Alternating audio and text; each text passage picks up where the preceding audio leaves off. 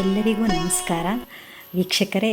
ಈ ದಿನ ನಾನು ಉಡುಪಿ ಜಿಲ್ಲೆಯ ಬಂಟಕಲ್ಲಿಂದ 3 ಕಿಲೋಮೀಟರ್ ದೂರದಲ್ಲಿ ಇರ್ತಕ್ಕಂಥ ನಮ್ಮ ಪಾಜಕ ಕ್ಷೇತ್ರದ ಬಗ್ಗೆ, ಅಂದರೆ ಈ ಮಧ್ವಾಚಾರ್ಯರು ಹುಟ್ಟಿರ್ತಕ್ಕಂಥ ಪವಿತ್ರವಾದ ಸ್ಥಳ ಅಂತಹ ಪಾಜಕ ಕ್ಷೇತ್ರದ ಬಗ್ಗೆ ನಾನು ನಿಮಗೆ ಹೇಳ್ತಾ ಇದ್ದೀನಿ. ಈ ಸ್ಥಳದಲ್ಲಿ ಮಧ್ವಾಚಾರ್ಯರು ಬಾಲ್ಯದಲ್ಲಿ ವಾಸುದೇವನಾಗಿದ್ದಾಗ ಆಟವಾಡಿ ಮನೆಗೆ ಬಂದಿರ್ತಾರೆ. ಆ ಸಂದರ್ಭದಲ್ಲಿ ಅವ್ರ ತಂದೆ ಹಿತ್ತಲಲ್ಲಿ ಬಹಳ ಚಿಂತಾಕ್ರಾಂತರಾಗಿ ಕೂತಿರ್ತಾರೆ.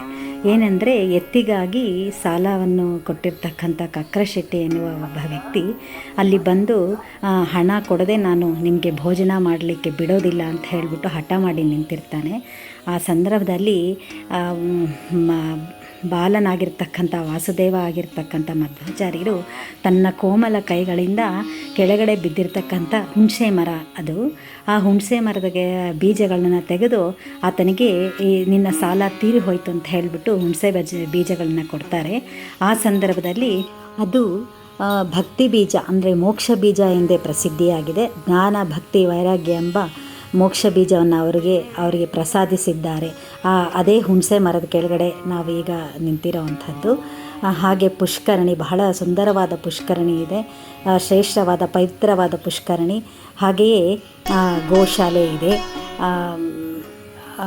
ಹಾಗೆಯೇ ಮಧ್ವಾಚಾರ್ಯರು ಬಾಲ್ಯದಲ್ಲಿ ಅವರ ತಾಯಿ ಹಾಲು ಮತ್ತು ಮೊಸರನ್ನು ಕೆಡದಂತೆ ಮುಚ್ಚಿಡಬೇಕು, ನಾನು ಹೊರಗೆ ಊರಿಗೆ ಹೋಗ್ತಾ ಇದ್ದೀನಿ ಅಂತ ಹೇಳಿದ ಸಂದರ್ಭದಲ್ಲಿ ಅವರು ಬಾಲ್ಯದಲ್ಲಿರುವಾಗಲೇ ಅವರು ಭೀಮನಾಗಿ ತನ್ನ ಬಲವನ್ನು ಪ್ರದರ್ಶಿಸತಕ್ಕಂಥ, ಅಂದರೆ ಹಾಲು ಮತ್ತು ಮೊಸರನ್ನು ದೊಡ್ಡ ಬಂಡೆಕಲ್ಲನ್ನು ಮುಚ್ಚಿ ಅದನ್ನು ಎಳೆದು ಮುಚ್ಚಿ ಅದನ್ನು ಭದ್ರ ಮಾಡಿರ್ತಕ್ಕಂಥದ್ದು ಆ ಸ್ಥಳ ಕೂಡ ಇದೆ. ಹಾಗೆ ಅದಕ್ಕೆ ಹನುಮ ಭೀಮ ಮಧ್ವರೆಂಬ ಹೆಸರು ಮಧ್ವಾಚಾರ್ಯರಿಗೆ ಬಂದಿದೆ.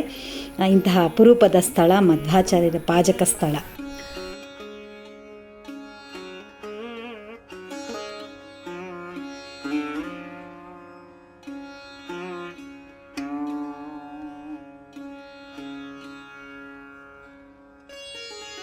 ಹಾಗೆಯೇ ಮಧ್ವಾಚಾರ್ಯರು ಸ್ಥಾಪಿಸಿರ್ತಕ್ಕಂಥ ದುರ್ಗಾದೇವಿ ದೇವಸ್ಥಾನ ಕೂಡ ಬಹಳ ಸುಂದರವಾಗಿದೆ.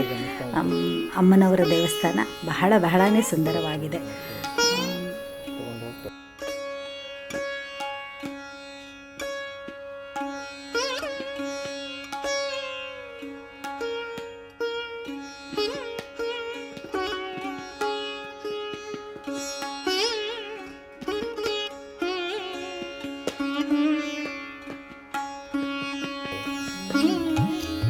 ನೋಡ್ತಾ ಇದ್ದೀರಾ ನೀವಿಲ್ಲಿ ಹನುಮ ಬಂದು ಮಾತಾಡಿಸಿರ್ತಕ್ಕಂಥದ್ದು. ಬಹಳ ವಿಶಾಲವಾಗಿರ್ತಕ್ಕಂಥ ದೇವಸ್ಥಾನ. ಹಾಗೆ ಮತ್ತೊಂದು ಅಪರೂಪದ, ಉಡುಪಿ ಜಿಲ್ಲೆಯ ಅಪರೂಪದ ಕ್ಷೇತ್ರ ಅಂತ ಹೇಳೋದಕ್ಕಿಂತ ಒಂದು ವಿಹಾರ ಸ್ಥಳ ಕಾಪು ಬೀಚ್. ಈಗ ನೋಡ್ತಾ ಇದ್ದೀರಾ ನೀವು ಈ ಕಾಪು ಬೀಚನ್ನು.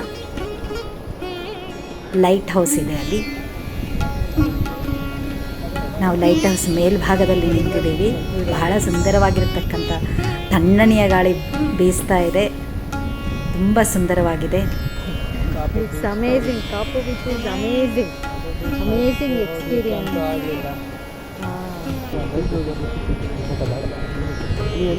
ಸೂರ್ಯನ ಕಿರಣಗಳು ನದಿಯ ಮೇಲೆ ಬಿದ್ದಿದೆ, ಸಮುದ್ರದ ಮೇಲೆ.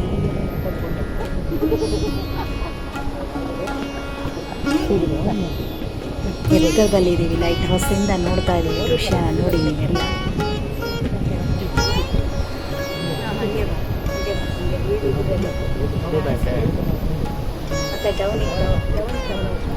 ಬಂಡೆಕಲ್ಲುಗಳೆಲ್ಲ ಪುಟ್ಟದಾಗಿ ಕಾಣಿಸ್ತವೆ ಎಲ್ಲ. ಬಹಳ ತುಂಬ ಖುಷಿ ಕೊಡೋದು.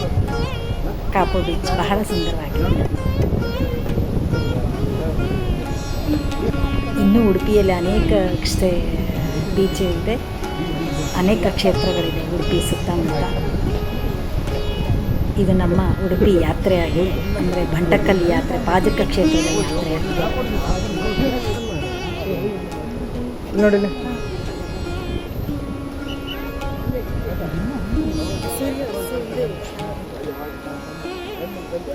ನೋಡಿ ಎಷ್ಟು ಸುಂದರವಾಗಿದೆ.